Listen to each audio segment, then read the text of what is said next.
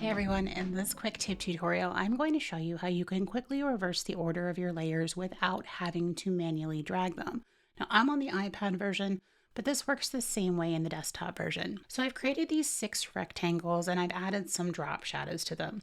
Now because I did this using Power Duplicate and didn't manually change the order as I did that, they are added in bottom up order because that's just how Power Duplicate works.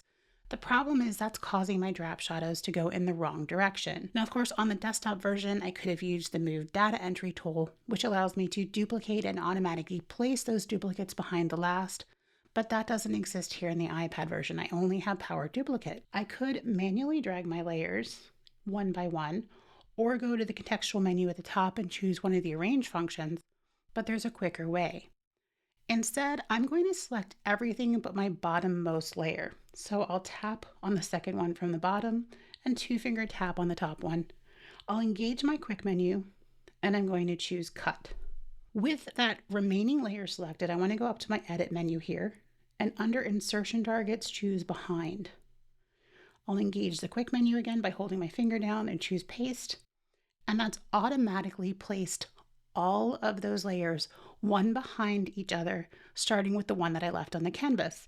And now all of my shadows are working the way that I want, and I'm all set. Again, this works on both the iPad and desktop version and works the same way in all of the Affinity apps. If you have any questions or a suggestion for a tutorial you'd like to see, let me know in the discussion below. If you'd like more Affinity tutorials like this one, check out one of these two next. Thanks for watching.